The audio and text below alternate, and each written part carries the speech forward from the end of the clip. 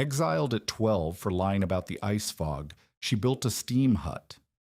Gustav Torson, who had survived 9 Montana winters, told her plainly, "You'll freeze, and those children will freeze with you.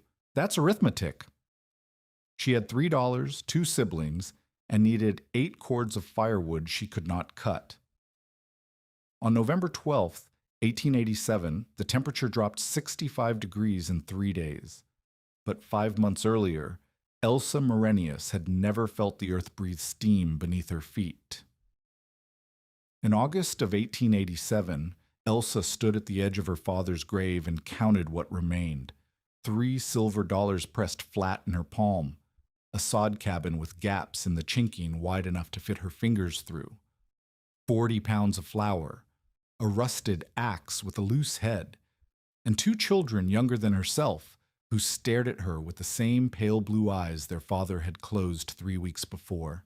The Morenius claim sat 11 miles southeast of Gardner, Montana Territory on a bench of land overlooking the Yellowstone River. Her father, Christopher, had filed on the quarter section in the spring of 1886, believing, like hundreds of other Norwegian immigrants, that cattle ranching in Montana Territory was the path to American prosperity. Then came the winter they would later call the Great Die-Up. 16 inches of snow fell in 16 hours that January. Temperatures plunged to 46 degrees below zero.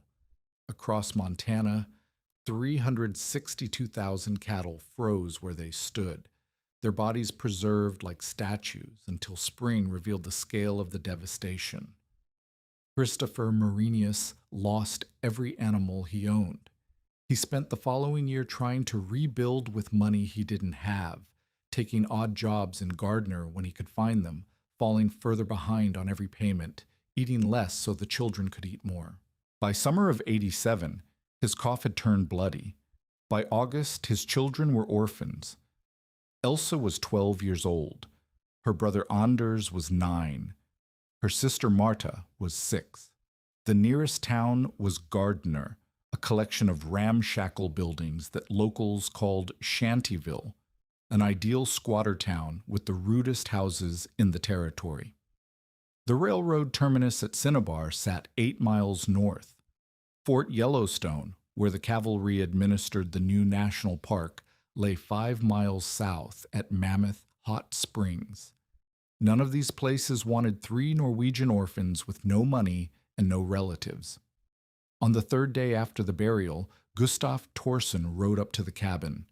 Torson owned the largest remaining spread in the valley, 400 head of cattle, 3 hired hands, a 2-story frame house with actual glass windows. He had survived 9 Montana winters, including the die-up, through methods he explained to anyone who would listen.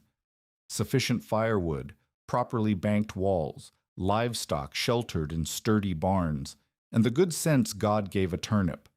He wore a fox fur coat even in August and smelled of tobacco and something Elsa couldn't name.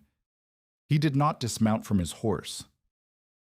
"Heard about your father," Torson said, looking past Elsa to where Anders and Marta watched from the cabin doorway. "Shame. He wasn't built for this country, but he tried harder than most." Elsa said nothing.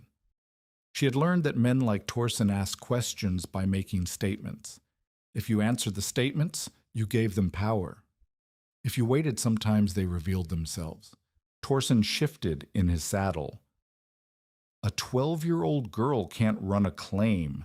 Winter's 5 months away, and you don't have the timber cut, don't have the stores laid, don't have the chinking done." He gestured at the cabin. "Those gaps will let in cold that'll freeze a water barrel solid in 2 hours.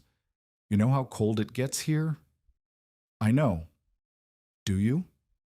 Torson's voice carried no cruelty, only the certainty of a man who had watched people die from optimism. 40 below in January, sometimes 50 below. Wind comes down the valley like a blade. Last winter, I found 2 of my hands frozen dead between the bunkhouse and the barn. That's 30 feet, and they couldn't make it." He pulled his coat tighter. A woman alone can't cut enough timber to survive here. You're not a woman, you're a child. And those, he nodded toward Anders and Marta, are smaller children. You'll freeze, and they'll freeze with you. That's not a prediction. That's arithmetic. Elsa felt the weight of the $3 in her pocket. She thought about the rusted axe with the loose head. What do you suggest? She asked. Orphan train comes through Livingston every 6 weeks, Torson said. I'll give you enough for 3 tickets and enough to eat on the journey. You'll end up somewhere in the east, Minnesota, Iowa, maybe Illinois. Farm families take children in. You'd have a roof, food, a future.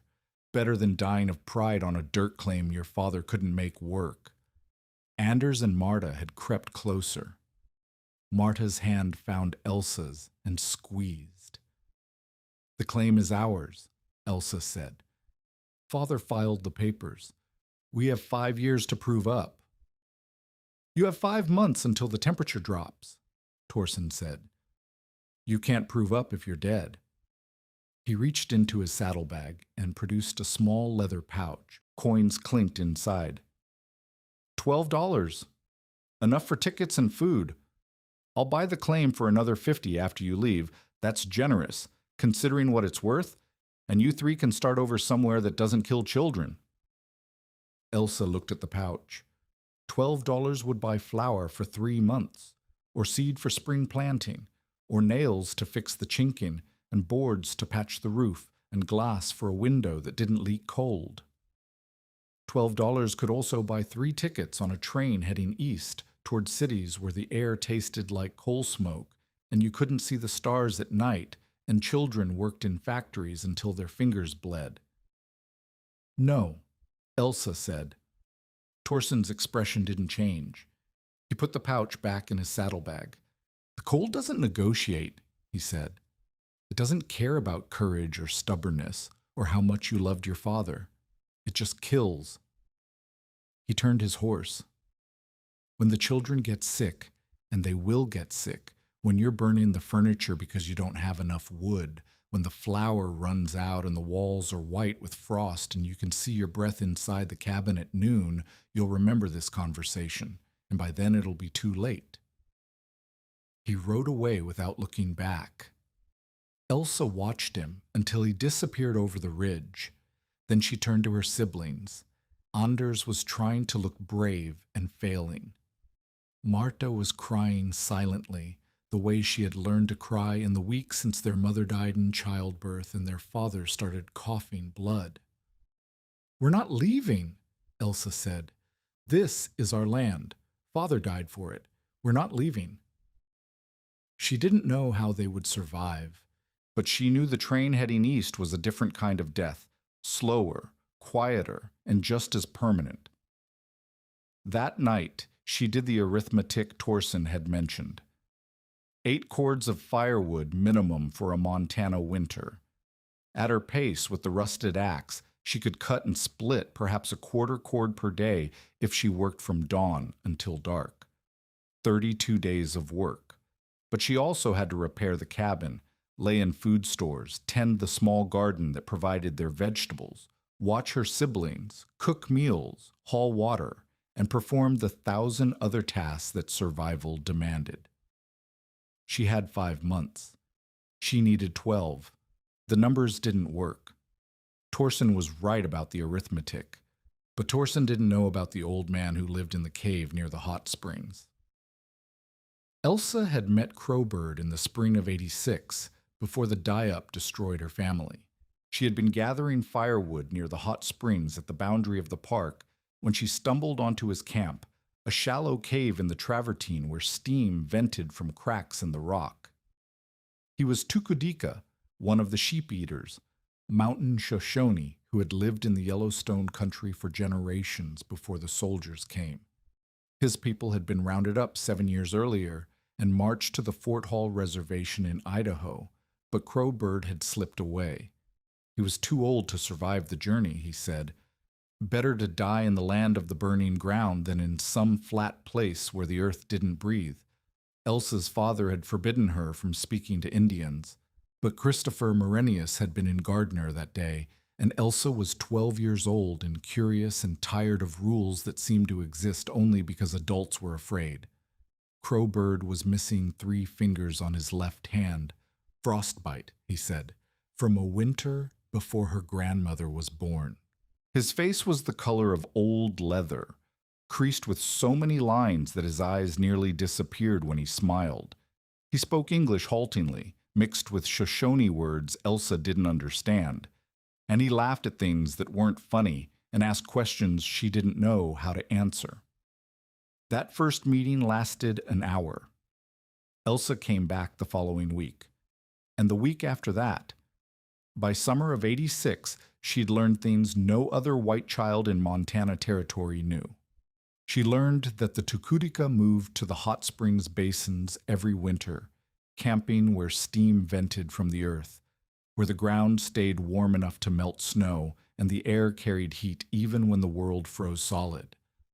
She learned that they soaked bighorn sheep horns in the hot springs to soften them, then bent the horns into boughs worth more than a horse.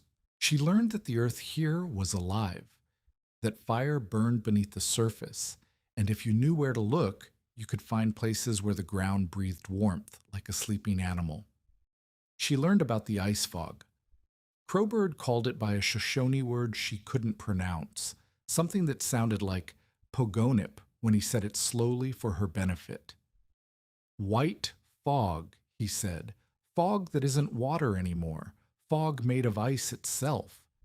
When the temperature dropped below a point so cold that water turned to crystals in the air, the ice fog came. It was beautiful, he said, diamond dust falling from a clear sky, light pillars rising from every flame. It was also death. The ice fog came only during the worst cold, Crowbird explained, 40 below, 50 below. And there were signs before it arrived. When warm water met very cold air, like the hot springs meeting an approaching cold front, mist would rise and then crystallize as it lifted. If you saw strange white mist rising from any warm water source just before the pressure dropped, you had hours, maybe less.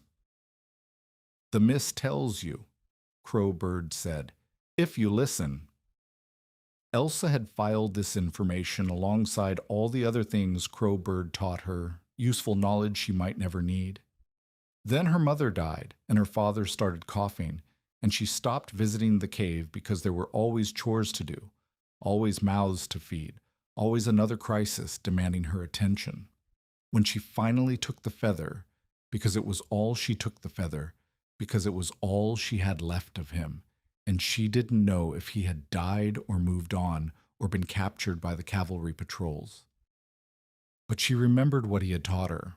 On the 14th of September, she saw the mist. It rose from the Yellowstone River at dawn, not ordinary fog, but something heavier, stranger, catching the early light in ways that made it sparkle like ground glass. The river was warmer than the air above it, and where the two met, the water vapor crystallized instantly into tiny floating ice crystals. Elsa had seen fog before. This was different.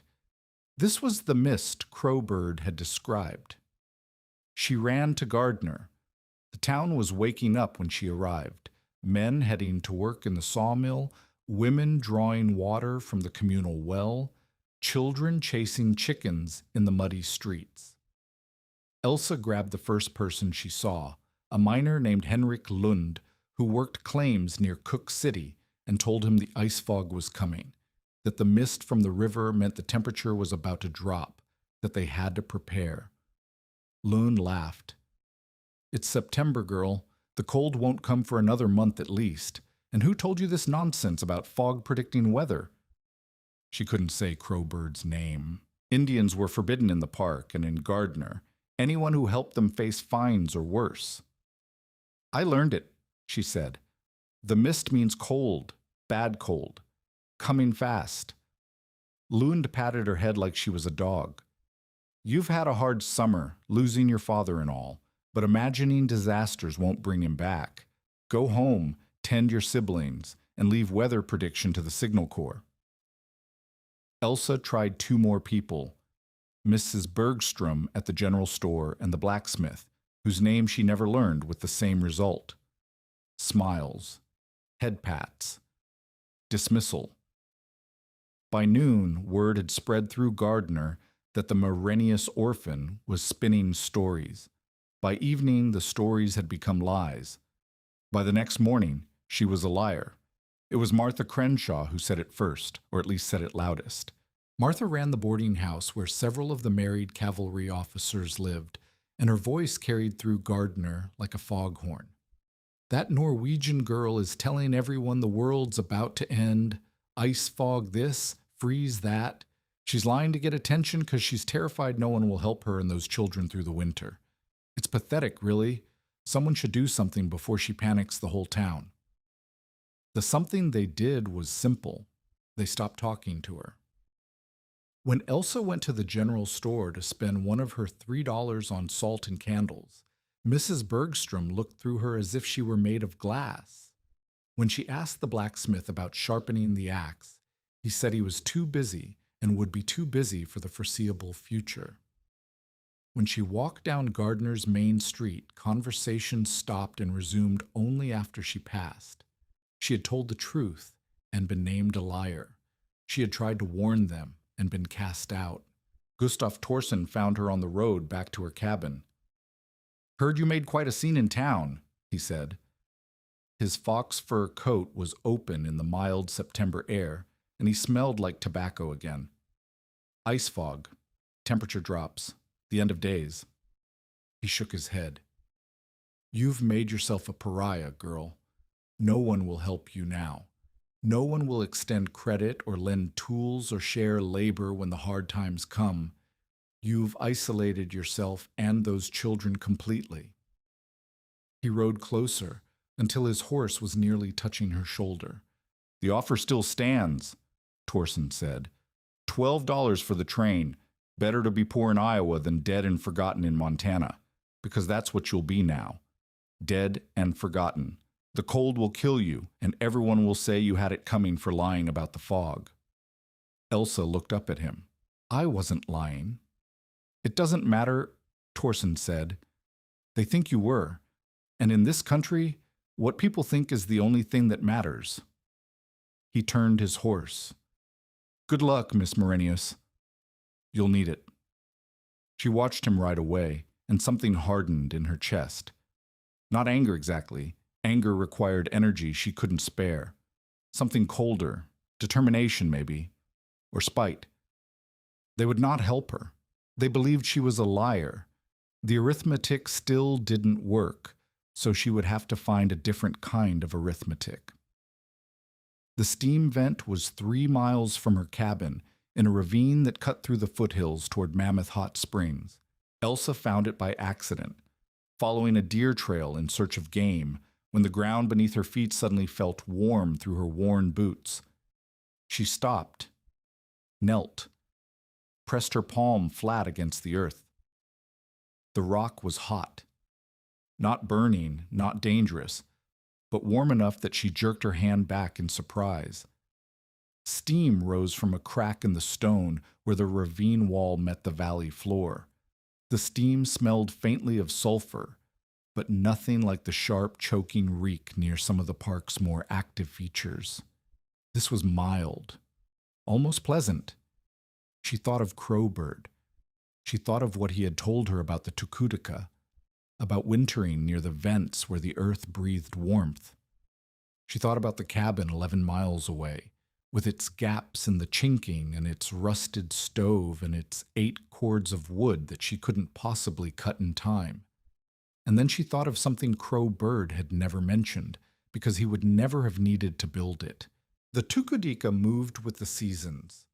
They didn't need permanent shelter over the vents because they carried their shelter with them. But what if someone did build over a vent? What if instead of warming yourself beside the steam, you channeled the steam beneath a floor, let it heat stones and clay, let the earth's warmth rise into a structure while the Montana winter raged outside? The idea formed slowly, like ice crystals gathering in cold air, a shelter over the vent, channels dug into the ground to carry the steam, flat stones laid over the channels, sealed with clay, a floor that stayed warm without firewood, without fuel, without labor beyond the initial construction. It was insane. It was impossible. It contradicted everything the settlers of Gardner knew about survival. It might also work. Elsa spent 3 days studying the vent. She measured the steam's temperature by timing how long she could hold her hand over the crack, roughly as hot as water just before boiling, she estimated. She traced the fissure 20 feet along the ravine wall, noting where the steam emerged strongest and where it faded to mere warmth. She dug exploratory trenches with a stick, testing the soil depth before hitting rock. On the 4th day, she brought Anders and Marta to see. "This is where we're going to live," she told them. "This is how we're going to survive the winter." Anders frowned.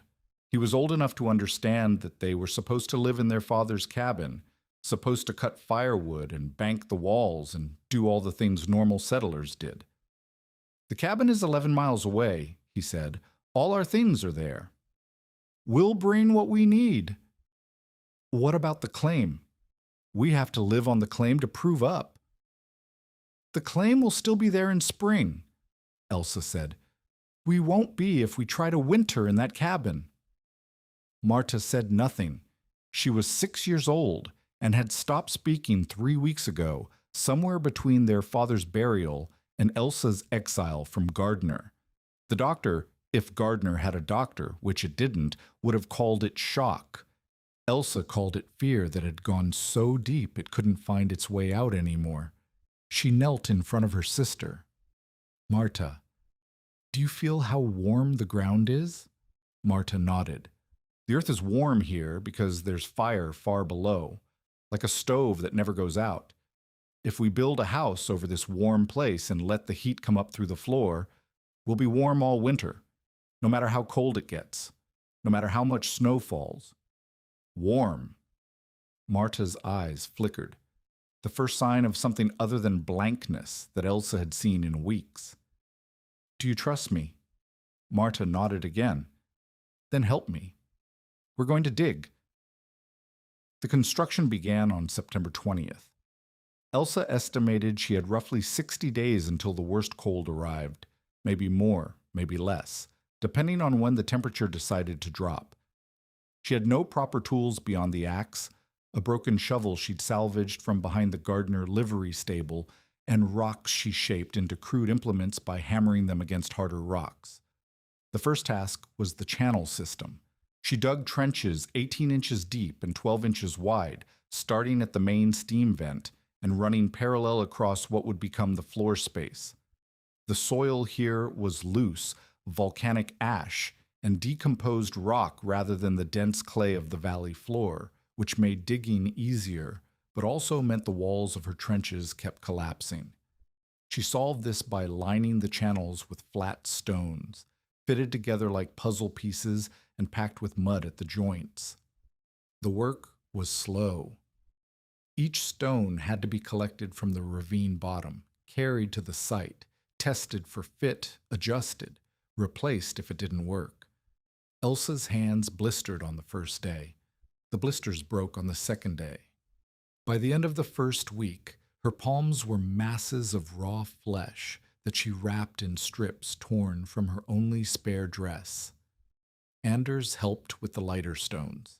Marta helped by sorting rocks into piles, flat ones for the channel walls, larger flat ones for the channel covers, round ones that were useless, but which she arranged in neat rows because arranging things gave her something to do besides remember. On September 27th, Ingrid Halverson came to watch. Ingrid owned a small vegetable plot north of Gardner, where she grew carrots and turnips and potatoes, and sold them to the cavalry at Fort Yellowstone. She was 53 years old, a widow like half the women in Montana Territory, and possessed a face that suggested she had seen everything and was no longer impressed by any of it. She stood at the edge of the ravine for 10 minutes, watching Elsa fit stones into a channel, before she spoke. They say you're building a tomb for yourself. Elsa didn't look up. They say a lot of things. They say you're channeling steam from the devil's kitchen into some kind of witch hut. The devil doesn't have a kitchen here, just hot water and rock. Ingrid descended into the ravine, moving carefully on the loose soil. She examined the channel system, the piles of stones, the 3 children working in near silence. "What are you actually doing?" Elsa explained. "The steam vent, the channels, the principle of heated floors that the Tukudika understood, that farmers in places she'd never heard of had used for thousands of years. The idea that you could let the earth warm you if you were smart enough to listen to it." Ingrid listened without interrupting. When Elsa finished, she asked one question. "Will it work?" "I don't know," Elsa admitted, "but I know the cabin won't work. Not for 3 children without enough wood or enough food or enough help. This might fail. The cabin will definitely fail." Ingrid studied the steam rising from the fissure. She pressed her hand against a stone Elsa had placed over a completed section of channel. The stone was warm. "The logic isn't insane," Ingrid said slowly. "Soapstone retains heat. That's why they use it for foot warmers on trains. Steam transfers heat to stone. Stone releases heat slowly into the room above." She shook her head. "But there's no precedent. No one's done this before. What if the steam changes? What if the fissure shifts? What if poison gas seeps up through your floor?" "Then we'll die," Elsa said. "But we'll die warm." Ingrid barked a laugh that contained no humor. "The girl has a sense of irony. Good. You'll need it." She climbed out of the ravine. "I'll tell you what, I have turnips coming ripe in 2 weeks, more than I can sell. If you're still working here when the turnips are ready, if you haven't given up, haven't frozen, haven't poisoned yourself with devil's steam, I'll bring you a bushel. Not charity, trade. I want to see how this turns out. That's worth a bushel of turnips. And if it doesn't work, then I'll have wasted some turnips, and you'll be dead." Ingrid shrugged. "I've wasted turnips on worse bets." She walked away without saying goodbye. Elsa returned to her stones. October arrived with frost on the ground every morning. The days were still warm enough, 50s, sometimes 60s, but the nights dropped into the 20s, and every dawn brought white crystals on the grass that vanished as the sun rose. The channel system was complete. 20 feet of stone-lined trenches, 3 parallel runs connected at the upstream end to the main steam vent, and vented at the downstream end to open air through a crude chimney of stacked rocks. Steam flowed through the channels constantly, heating the stones and escaping through the vent in thin white wisps. Now came the harder part, covering the channels. Elsa needed flat stones large enough to span the 12-inch width without falling through, and thick enough to hold heat without cracking. She spent days searching the ravine and the surrounding hillsides, collecting every suitable stone she could find, carrying them one by one back to the site. The largest stones weighed more than she did. She learned to lever them onto makeshift sledges of pine branches and dragged them rather than lift. By October 10th, she had covered half the floor space. By October 15th, her body had begun to fail. The weight loss was visible first. Her dress hung loose where it had fit snugly in August. Her cheekbones jutted. Her wrists looked like bundles of sticks wrapped in skin. She was eating half of what the children ate, claiming she wasn't hungry, hiding her portions in her pocket to give to Marta later, and working twice as hard. And the arithmetic of calories was as brutal as the arithmetic of firewood. The exhaustion came next. She fell asleep in the middle of the day, waking to find Anders shaking her shoulder with tears on his face. She dropped stones she should have been able to lift. She lost her balance on flat ground, stumbling like a drunk. Her hands wouldn't stop bleeding. The constant abrasion of rough stone against raw palms had opened wounds that couldn't heal because she never stopped working. She wrapped them in bark now, the inner bark of birch that was slightly antiseptic, but the blood soaked through within hours. On October 18th, she collapsed in the ravine and couldn't get up. Anders found her face down in the dirt, half conscious, mumbling about stones and channels and warmth. He couldn't lift her. She still weighed more than he did, even starved, so he covered her with his jacket and ran 3 miles to Gardner for help. No one would come. He went to the general store, to the blacksmith, to the boarding house. He told them his sister had collapsed, that she needed help, that she might be dying. Mrs. Bergstrom looked away. The blacksmith was too busy. Martha Crenshaw said, "Your sister chose this. She lied to everyone, and now she's paying for it. That's not our concern." Anders returned to the ravine alone. Elsa was still lying where he'd left her, but her eyes were open now, staring at the sky. "No one would help," he said. "I know." "Why? What did you do?" Elsa closed her eyes. "I told them the truth. They didn't want to hear it." She forced herself to stand. Her vision grayed at the edges. Her legs shook so badly she could barely walk. But she stood. "We're not done," she said. "We can't be done." That night, while the children slept in the corner of the partially completed structure, Elsa allowed herself 5 minutes of despair.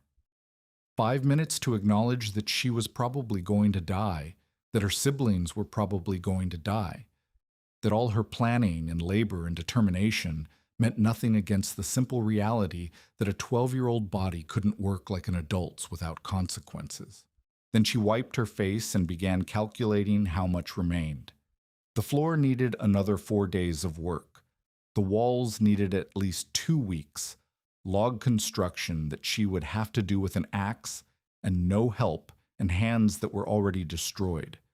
The roof needed time she didn't have, materials she couldn't afford, skills she hadn't learned. It was October 18th. Winter would arrive by Thanksgiving at the latest. She had perhaps 5 weeks. She needed 10. The arithmetic still didn't work.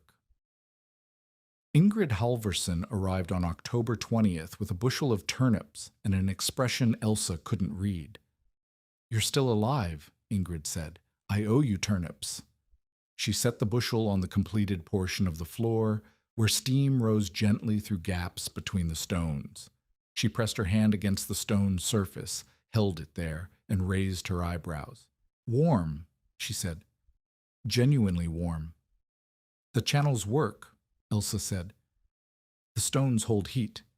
When the cover is complete, the whole floor will be warm enough to—" "Stop."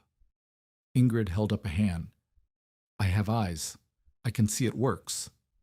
She looked at Elsa, at the visible ribs, the bloody bandages on her hands, the gray pallor of exhaustion. "I can also see you're dying. That won't do. If you die before winter, I won't get to see if this ridiculous idea actually survives the cold." "I'm not." "You are. I've seen starvation. I nursed my husband through it before the end. You have maybe 3 weeks before your body starts eating itself.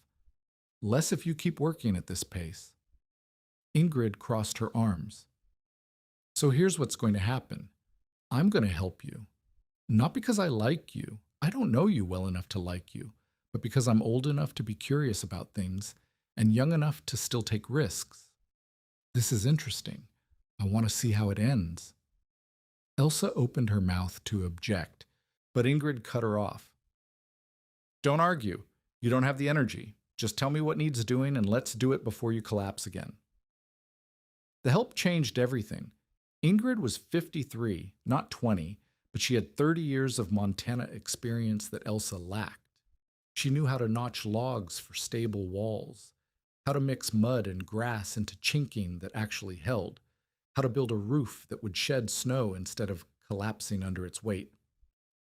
She worked slowly but steadily, and she brought food, Real food, not just turnips, but salt pork and dried beans and flour that was fresh instead of weevil infested. She also brought news from Gardner. "They're taking bets," Ingrid said one evening as they placed the final floor stones over the channel system.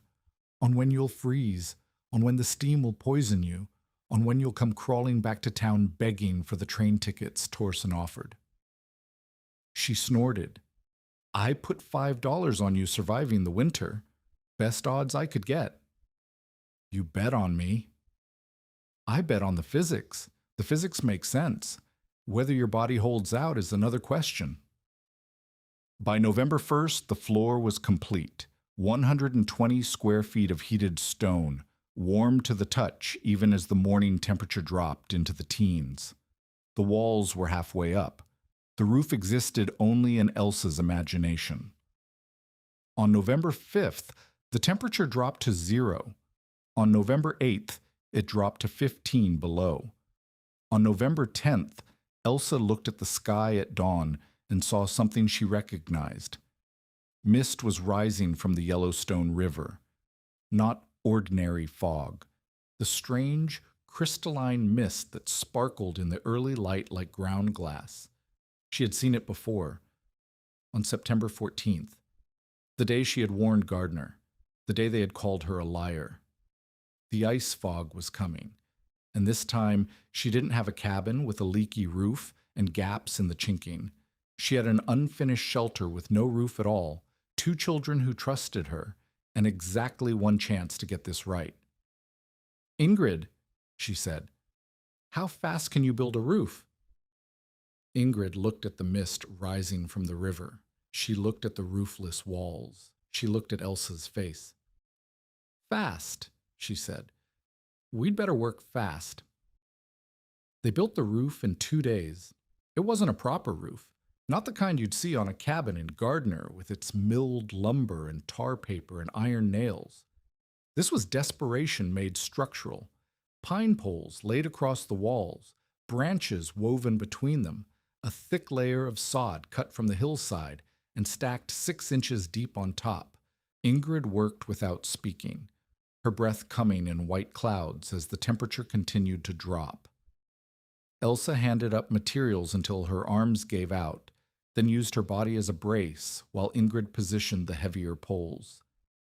Anders and Marta stayed inside the unfinished shelter, sitting on the warm stone floor, while frost crept across everything else.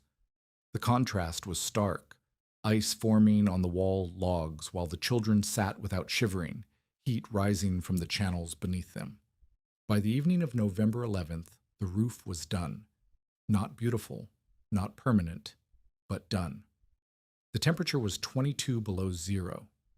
Elsa sealed the gaps between the roof and walls with mud that froze as she applied it, then thawed from the inside as the steam-warmed air rose. The door was a frame of branches covered with 2 elk hides that Ingrid had brought from her cabin.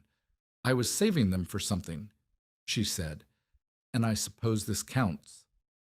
A small opening in the roof served as a vent, letting the steam-laden air escape while drawing fresh air through gaps around the door frame.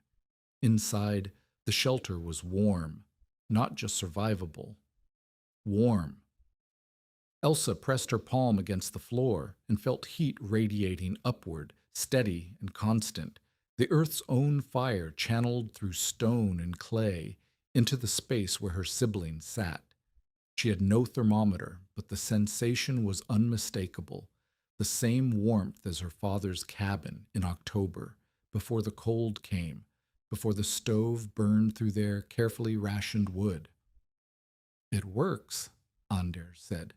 He sounded surprised, which hurt Elsa in a small, tired way. Even her brother hadn't quite believed. "It works so far," Ingrid corrected. "Nothing. Wait until it drops to 40 nothing. Wait until it drops to 40 below. Wait until the wind comes." "It will hold." "You don't know that." "No," Elsa admitted. "But I built it to hold. The channels run the full length of the floor. The stones retain heat for hours even if the steam stops. The walls are 6 inches of solid pine. It will hold. Ingrid grunted, neither agreement nor disagreement. I'm going back to Gardner. My own cabin needs tending, and I've been away too long. She pulled on her coat, wrapping a scarf around her face until only her eyes showed. If this works, if you're still alive when the worst passes, you send word. I want to know. And if it doesn't work, then I'll know anyway. Ingrid paused at the door.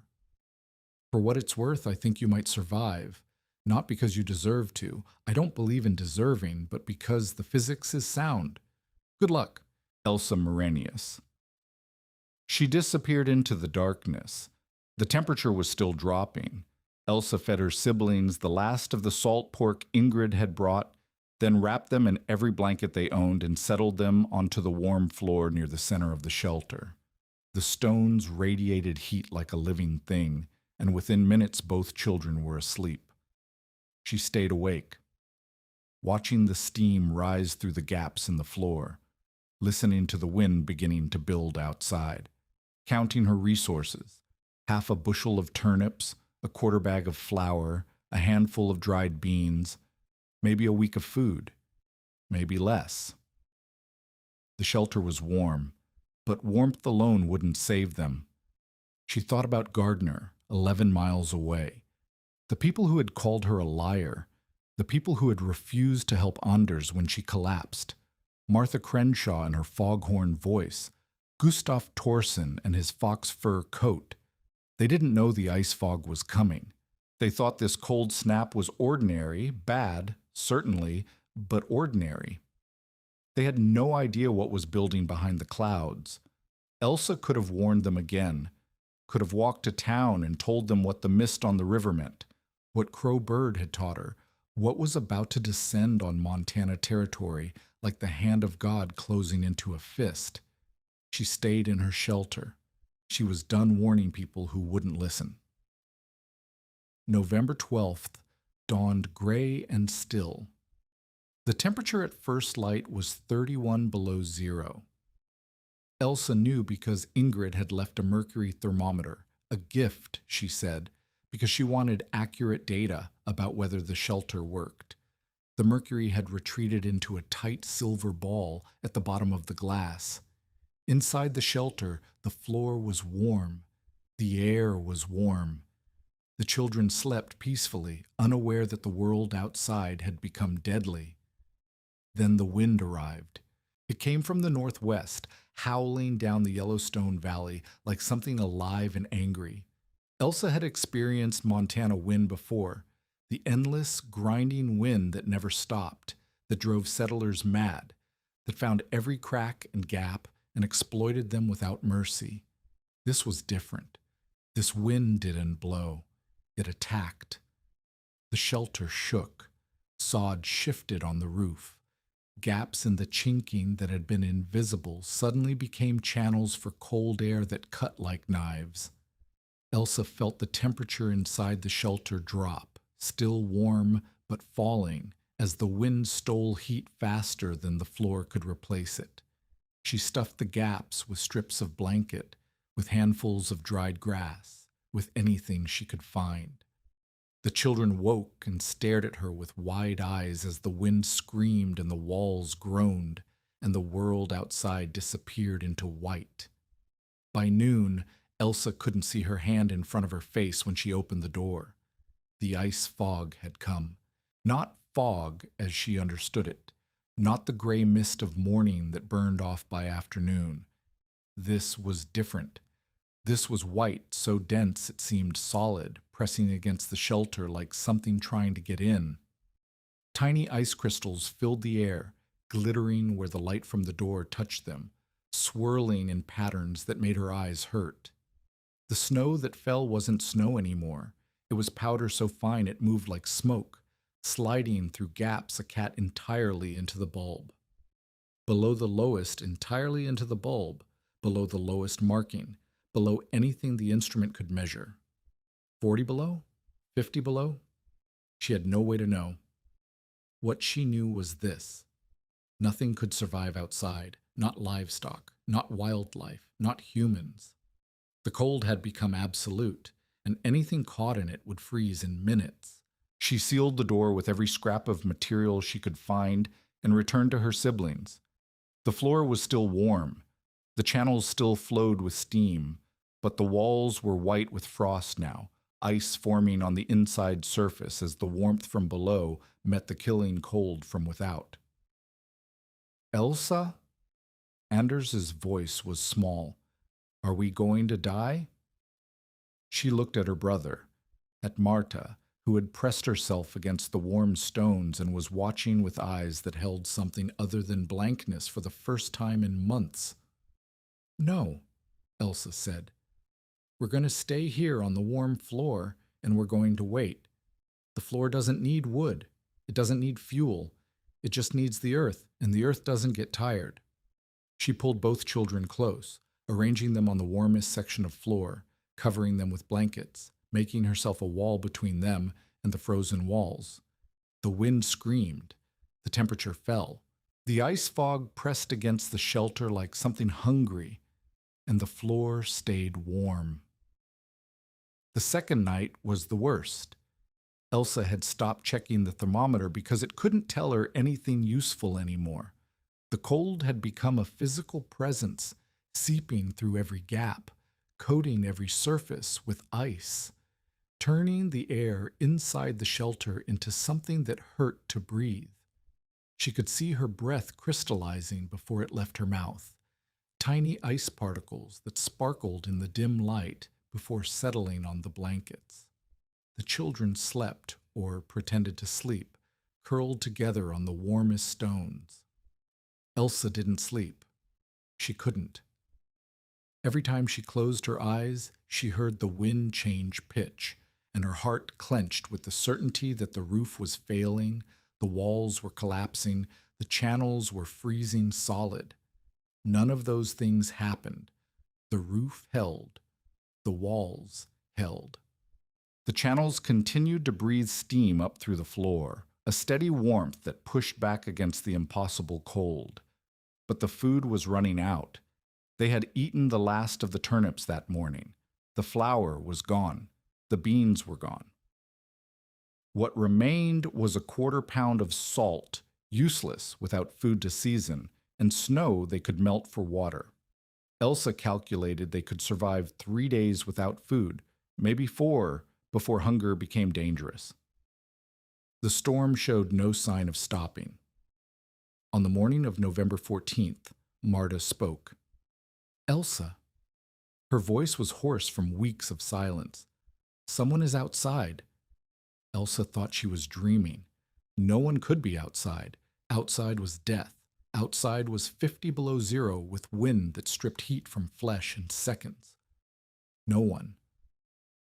The pounding on the door was real.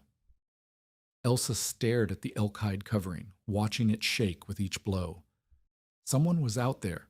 Someone had found them in the ice fog, in the white death, in conditions that should have made navigation impossible. She pulled back the hide and saw Gustav Torson. He was covered in ice. His fox fur coat was white with frost, his beard a solid mass of frozen condensation, his eyes the only living thing in a face that had become a mask of cold. Behind him, barely visible in the swirling white, were shapes, people, huddled together, holding on to each other to avoid becoming separated in the fog. You were right, Torson said. His voice was a croak. You were right about the fog. Elsa should have felt triumph. She felt nothing but the cold rushing past Torson into her shelter, stealing the warmth her floor had fought all night to build. Inside, she said. Get inside, now. Torson stumbled through the door. Behind him came others, Henrik Lund, the miner who had laughed at her, Mrs. Bergstrom from the general store, 2 cavalry soldiers from Fort Yellowstone, their blue uniforms hidden under every piece of clothing they owned, a woman Elsa didn't recognize, carrying a child who wasn't moving, 7 people, 8, counting the child. They crowded into the shelter, into the space Elsa had built for three, and the temperature dropped as their frozen bodies absorbed heat from the air. But the floor held. The floor stayed warm, and one by one, as they pressed their frozen hands against the heated stones, they stopped shivering. The Crenshaw boarding house collapsed, Torson said. He was sitting on the floor now, his coat off, his hands pressed flat against stones that radiated warmth he couldn't understand. Snow load on the roof, 3 people inside, 2 got out, 1 didn't. Martha Crenshaw, the woman who had called Elsa a liar, the woman who had turned the town against her. Elsa felt something twist in her chest, not satisfaction, something colder. The stables burned, Henrik Lund added. He was weeping, not from grief, but from the pain of circulation returning to frozen fingers. Someone tried to warm the horses with a fire. Wind caught it. Whole building went up. 20 horses dead. More cattle frozen in the fields. Everything's dying out there. The woman with the child made a sound, a moan that wasn't quite words. Elsa looked at the bundle in her arms and saw a boy of perhaps 4, his lips blue, his eyes closed, his skin the color of tallow. "He won't wake up," the woman said. "He was fine when we left, and then the wind came, and now he won't wake up." Elsa pushed through the crowded shelter to the woman's side. She touched the boy's forehead, cold, so cold, and his chest still moving, barely. Alive but freezing from the inside out. "Put him on the floor," Elsa said. "On the stones, the warmest spot near the main channel." The woman hesitated. "The floor?" "The floor's heated, steam from underground. Put him down." The woman laid her son on the stones. Elsa stripped off his frozen coat, his frozen mittens, pressed his small body directly against the warm surface. The boy didn't respond. His breathing was shallow, irregular. "We need to warm him slowly," Elsa said. She had no idea if this was true. She was 12 years old and had never treated hypothermia before, but she remembered something Crowbird had told her about frozen hands, about how warming them too fast caused pain and damage. "Cover him with blankets, but leave his chest on the stones. Let the heat come up through him." The mother did as she was told. The shelter was silent except for the wind outside and the labored breathing of a child who might already be dying. Anders appeared at Elsa's elbow. "There's no food," he whispered. "How are we going to feed everyone?" Elsa looked at the crowded shelter. 11 people now, counting herself and her siblings. Half a pound of salt, no flour, no beans, no turnips. The storm still raging outside with no sign of ending. But Anders nodded, and that was enough.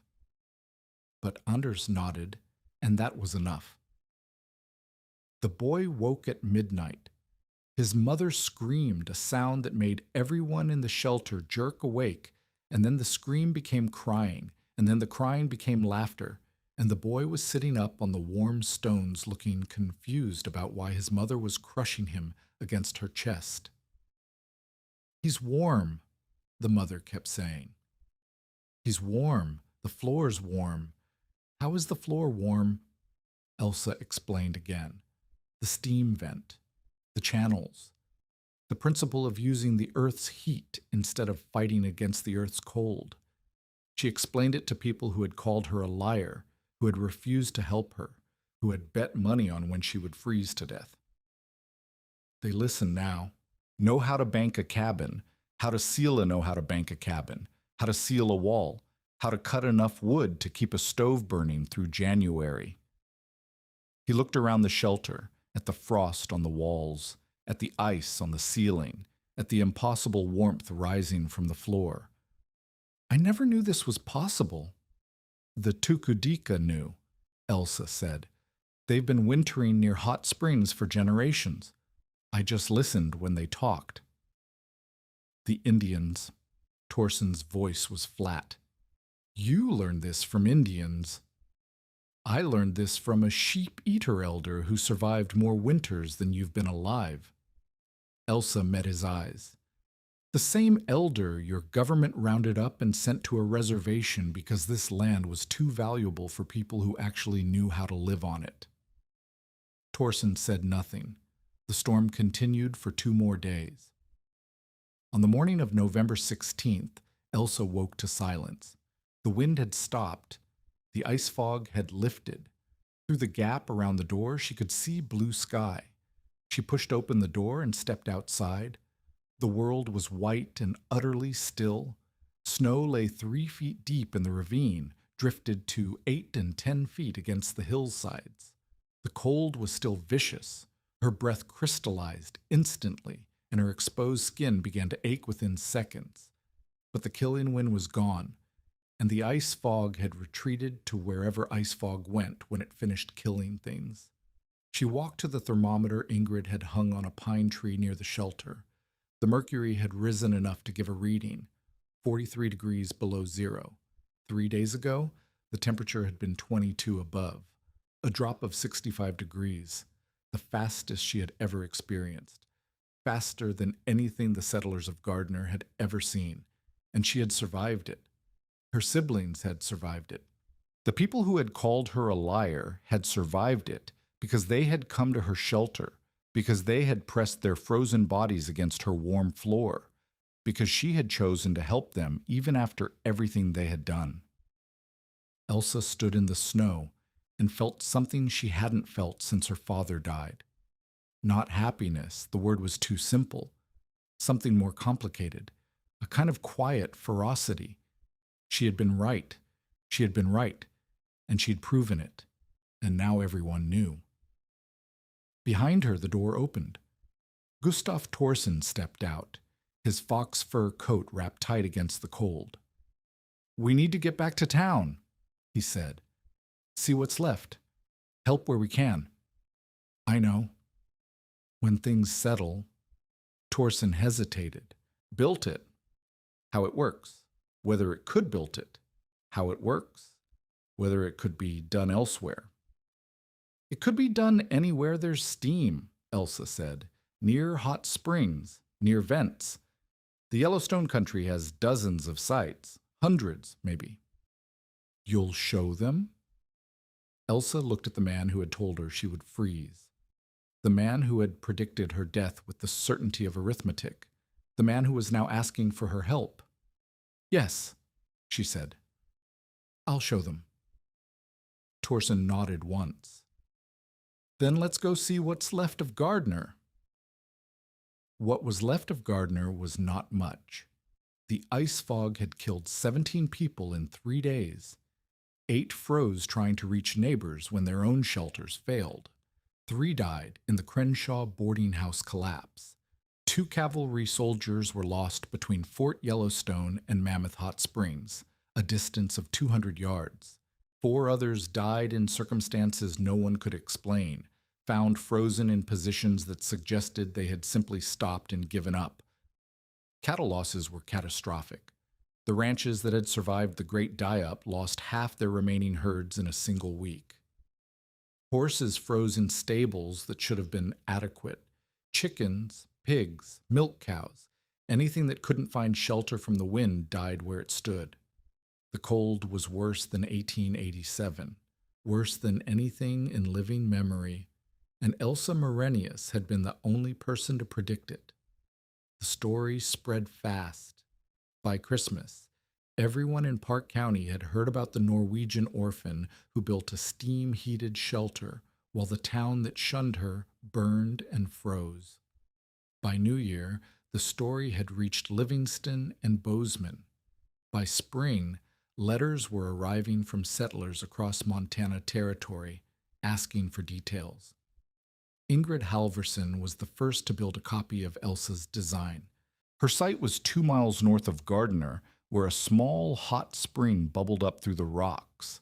She hired a carpenter to help with the construction, proper walls, proper roof, proper door, and by October of 1888, she had a winter shelter that could maintain 55 degrees inside when the temperature outside dropped to 40 below.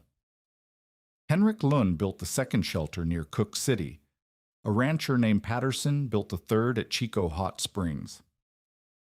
By the winter of 1889, 9 families in the Yellowstone country had built steam-heated structures of various designs, all based on the principle Elsa had discovered: let the earth warm you instead of fighting the earth's cold. Gustav Torson never built a steam shelter. He had enough money to buy coal and enough hired hands to cut firewood, and pride prevented him from adopting a technique invented by a 12-year-old girl he had once dismissed. But he stopped predicting that orphans would freeze, and when Elsa's name came up in conversation, which it did, often he said nothing at all, which, for Gustav Torson, was as close to an apology as anyone would ever receive. Elsa Marenius proved up on her father's claim in the spring of 1892, 5 years after his death, exactly as the Homestead Act required. She was 17 years old. Anders was 14 and already working as a carpenter's apprentice in Livingston. Marta was 11 and had not stopped speaking since the night she announced that someone was outside. Elsa never returned to the steam shelter. It had served its purpose, kept her alive through the worst cold in Montana history, but it was too far from the claim, too far from the land her father had died for. She sold the cabin her father had built to a family from Minnesota and used the money to construct a proper frame house with double walls and a coal stove and glass windows that didn't leak. She married a surveyor named Thomas Lindqvist in 1896. They had 4 children, 3 of whom survived to adulthood. She lived in Park County until her death in 1941 at the age of 66. She never saw Crowbird again. She kept his eagle feather in a box beside her bed until the day she died. On November 12, 1887, the temperature dropped 65 degrees in 3 days. At its coldest, the mercury fell to 43 below zero. Ice fog turned the air into white death that killed 17 people and more livestock than anyone bothered to count. Gustav Torson had stood in Elsa's yard 2 months earlier and delivered his verdict with the certainty of a man who knew Montana winters. "You'll freeze," he had said, "and they'll freeze with you. That's not a prediction. That's arithmetic."